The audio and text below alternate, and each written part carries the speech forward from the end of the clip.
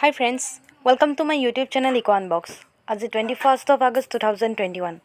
আজিৰ দা হিন্দু নিউজ পেপাৰখন মই এনালাইচিছ কৰিব লৈছোঁ। এনালাইচিছ কৰাৰ আগতে আপোনালোকে যদি আজি মোৰ চেনেলটো নতুনকৈ চাইছে তেনেহ'লে প্লিজ মোৰ চেনেলটো ছাবস্ক্ৰাইব কৰি দিব। আৰু আপোনালোকক যদি আজিৰ নিউজ পেপাৰখনৰ PDFটো প্ৰয়োজন হয় তেনেহ'লে ডেছক্ৰিপশ্যনত মই মোৰ টেলিগ্ৰাম চেনেলৰ লিংকটো প্ৰভাইড কৰি দিম। তাতে মই সকলোখিনি PDF শ্বেয়াৰ কৰোঁ। আপোনালোকে মোৰ টেলিগ্ৰাম চেনেলটোত জইন কৰি ল'ব। আহকচোন আজিৰ ভিডিঅ'টো ষ্টাৰ্ট কৰোঁ। চ' আজি ফাৰ্ষ্ট আৰ্টিকলটো দেখিছোঁ আমি ইয়াত তালিবানৰ কথা কৈছে। তালিবানৰ যিটো এতিয়া আফগানিস্তানত ৰাজত্ব চলিছে সেইটো পাৰ্মানেণ্ট নহয় বুলি কৈছে। এইটো প্ৰাইম মিনিষ্টাৰে কৈছে আমাৰ, যিহেতু তালিবানে কেপচাৰ কৰিছে বহুত এৰিয়া, তথাপিতো কি হ'ব, সেই যিটো কেপচাৰ কৰি ৰাখিছে এতিয়া সেইটো সদায় কাৰণে কৰিব নোৱাৰে বুলি কৈছে। যিহেতু ইয়াৰ এটা এক্সাম্পল দিছে, সেই এক্সাম্পলটো সোমনাথ টেম্পলৰ কথা দিছে। সোমনাথ টেম্পল দ্য বেষ্ট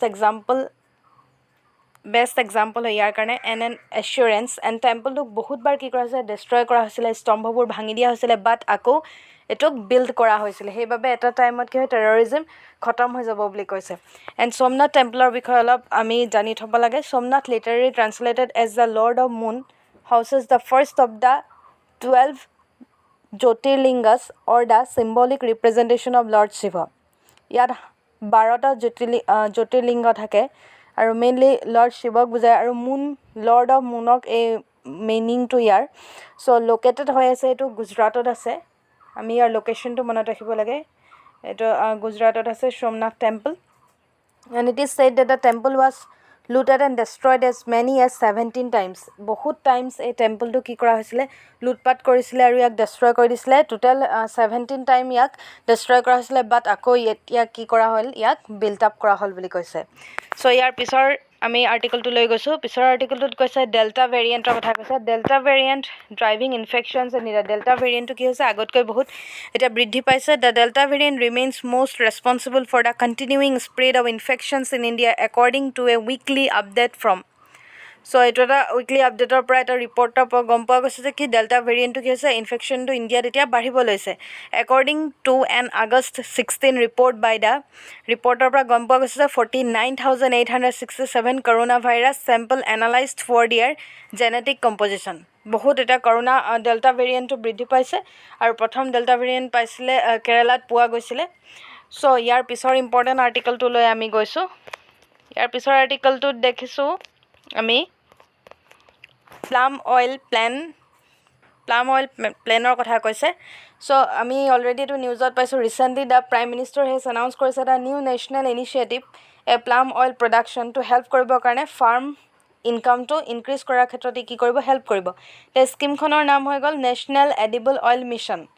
এই স্কীমখনৰ থ্ৰুদি কি কৰিব, এতিয়া ফাৰ্মাৰখিনিক মেইনলি হেল্প কৰিব বুলি কৈছে সকলোকে। So' oil palm for self reliance in edible oil involves investment of over 11,000 crore।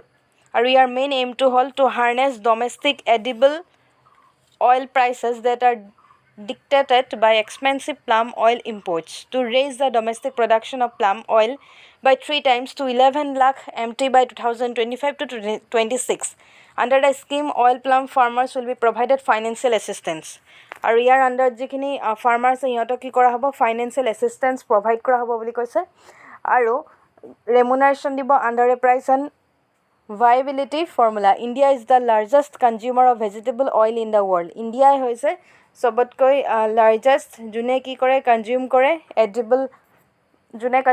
Vegetable oil ৱৰ্ল্ডৰ ভিতৰত। Of this palm oil imports are almost 55% of its total vegetable oil imports. So' তেতিয়া কি হ'ব, যেতিয়া এই ষ্টেপটো লোৱা হ'ব তেতিয়া আমি ইম্পৰ্টৰ ক্ষেত্ৰত অলপ ইম্পৰ্টটো আমি কমাই দিব পাৰিম বহুত। চ' ইয়াৰ পিছৰ আৰ্টিকলটো লৈ গৈছোঁ আমি। ইয়াৰ পিছত এডিটৰিয়েল পেজত আজি আমি দুটা মষ্ট ইম্পৰ্টেণ্ট আৰ্টিকেল ডিছকাছ কৰিম। এটা এইটো হৈ গ'ল তালিবানৰ ওপৰত, এইটো এটা আৰ্টিকেল আছে। নেক্সট আৰু এটা আৰ্টিকেল আছে, এইটো ফেইথ এণ্ড মেৰিজ। এই দুটা আৰ্টিকেলেই আজি আমি ডিছকাছ কৰিম। চ' ফাৰ্ষ্ট আৰ্টিকেলটোত কি কৈছে, মেইনলি ইয়াত the fall of Kabul the future of regional Jio' politics.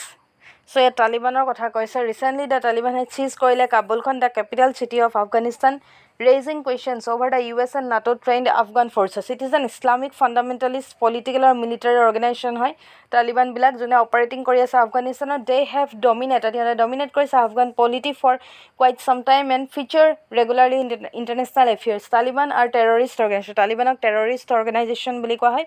The Taliban have been fighting against the US-backed government in Kabul for around 20 years. They seek to reimpose their strict version of Islam in Afghanistan. এটা নিজৰ এটা rule তাত আফগানিস্তানত কৰিব বিচাৰি আছে আৰু আফগানিস্তানৰ নামটো সলাইছে আৰু নেশ্যনেল যিখন আফগানিস্তানৰ যিখন ফ্লেগ সেই ফ্লেগখনো চেঞ্জ কৰিছে আৰু যিখন কনষ্টিটিউশ্যন সেই কনষ্টিটিউশ্যনখনো চেঞ্জ কৰাৰ কথা কৈছে গোটেই নিজৰ মতে যিখিনি হ'ব সেই তাৰ মতে কৰিব আগৰ যিটো গভৰ্ণমেণ্ট আছিলে সেইটো এতিয়া আঁতৰাই দিছে টোটেলি তাৰ সেইবিলাক ফ'ল' নকৰে তালিবানে চ' এতিয়া গোটেই আফগানিস্তানতে এতিয়া তালিবানৰ ৰাজত্ব চলিছে আৰু বহুত বেয়াকৈ এতিয়া বেয়া ছিটুৱেশ্যন এটা সৃষ্টি হৈ আছে আফগানিস্তানত চ' ইয়াৰ পিছৰ আৰ্টিকলটো লৈ গৈছোঁ আৰ্টিকলটোত কি কৈছে ফেইট এণ্ড মেৰিজ এই আৰ্টিকলটোত মেইনলি এণ্টি কনভাৰ্চন ল' কথা কৈছে যোনটো গুজৰাটৰ কথা কৈছে এণ্টি কনভাৰ্চন ল'টো এণ্টি কনভাৰ্চন ল' মিনছ কি হয় এই ল'খনৰ আণ্ডাৰত কি কৈছে যাক কি কৰা ফ'ৰ্চফুলি মেৰেজ যাৰ ফ'ৰ্চফুলি মেৰেজ হয় সেই তাৰ ক্ষেত্ৰত এই এণ্টি কনভাৰ্চন ল'খন মানে এপ্লিকেবল হ'ব লাগে মানে সেইখন ইমপ্লিমেণ্ট কৰিব লাগে বুলি কৈছে Gujarat government has defended its new anti conversion law' in High Court saying marriages cannot be tool for forceful conversion Gujarat freedom of religion amendment act 2021 মতে কি হয় it proposes punishment of 3 to 10 years in jail যদিও forcefully religion সলাই বিয়া কৰোৱাই তথাপিতো কি হ'ব তাৰ ক্ষেত্ৰত কি কৰা হ'ব এতিয়া পানিছমেণ্টৰ ব্যৱস্থা আছে বুলি কৈছে আৰু সেই পানিছমেণ্টটো 3 to 10 years কি হ'ব জেইল হ'ব পাৰে বুলি কৈছে যদিহে ফ'ৰ্চফুলি বিয়াটো কৰোৱা হয় আৰু তেতিয়া কি কৰা হয় আৰু ৰিলিজনটো যদি চেঞ্জ কৰা হয় চ' এই গুজৰাটে এইটো ষ্টেপ লৈছে বুলি কৈছে চ' ইয়াৰ পিছৰ আমি আৰ্টিকলটো লৈ গৈছোঁ এতিয়া পিছৰ আৰ্টিকলটোত দেখিছোঁ 3.2 crore aid for children who lost parents to COVID-19 যোনে কি হৈছে নিজৰ মাক দেউতাকক হেৰুৱাইছে COVID-19ৰ কাৰণে তো তাৰ সেই ল'ৰা ছোৱালীৰ কাৰণে কি কৰিব এতিয়া 3.2 crore এটা ফাণ্ড ৰাখিছে সিহঁতক প্ৰভাইড কৰিব এইটো mainly Kerala issues guidelines for assistance Kerala গভৰ্ণমেণ্টে লৈছে এইটো ষ্টেপটো চ' ইয়াৰ পিছৰ আৰ্টিকলটো দেখিছোঁ আমি jewellers plan protest against hallmarking ইয়াত হলমাৰ্কিঙৰ কথা কৈছে জুৱেলাৰ্ছে কি কৰিছে প্লেন প্ৰটেষ্ট কৰিছে এগেইনষ্ট হলমাৰ্কিং চ' ইয়াত মেইনলি মই হলমাৰ্কিং তাৰ বিষয়ে ডিছকাছ কৰিম the bureau' of Indian standard which operates কৰে the gold and silver hallmarking scheme in India defines hallmarking as the accurate determination and official regarding of the proportionate content of precious metal in precious metal articles. So it is a guarantee of purity or fineness of precious metal articles which started in 2000 June to start হৈছিলে কেতিয়া 2000ত start হৈছিলে so in India at present two precious metals namely gold and silver আছে have been brought under the purview hallmarking so mainly আমাৰ ইণ্ডিয়াত দুটাই আছে precious metal এটা হৈ গ'ল gold আৰু এটা হৈ গ'ল silver so এইটোৱে হৈ গ'ল hallmarkingৰ বিষয়ে অলপ important আমি মনত ৰাখিব লাগে চ' নেক্সট ইয়াৰ পিছত আৰ্টিকলটো লৈ গৈছোঁ GSI লিষ্ট জিঅ' tourism site in North East to visit after unlock এতিয়া কি হৈছে লাহে লাহে আনলক প্ৰক্ৰিয়া আৰম্ভ হৈছে লকডাউন খুলিছে চ' খোলাৰ কাৰণে কি হৈছে যিবিলাক টুৰিজিমৰ ছাইট সেই ছাইটবিলাক কি কৰা হৈছে এতিয়া খুলি দিছে বুলি কৈছে আনলক কৰিছে ইয়াত আমি মেইনলি GSI কি হয় GSIৰ বিষয়ে ডিছকাছ কৰিম GSI So GSI full form হৈ গ'ল Geological Survey of India. It was set up in 1951. এইটো set up কৰা হৈছিলে 1851ত set up কৰা হৈছিলে primarily to find coal deposits for the railways. The main function of GSI relate to creation and updation of national geoscientific information and mineral resource assessment.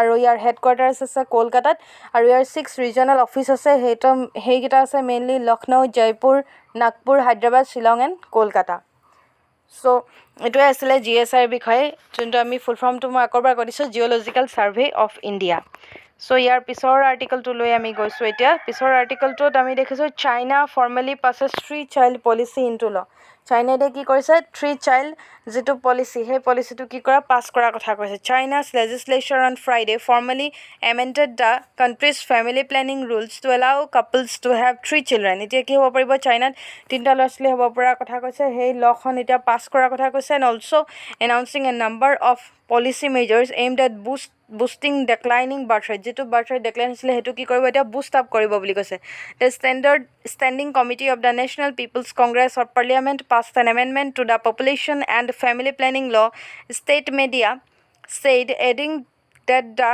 amended law calls on the authorities to take supportive measures including those in finances, taxes, insurance, education, housing, and employment to reduce families' burdens as well as the cost of raising and educating children.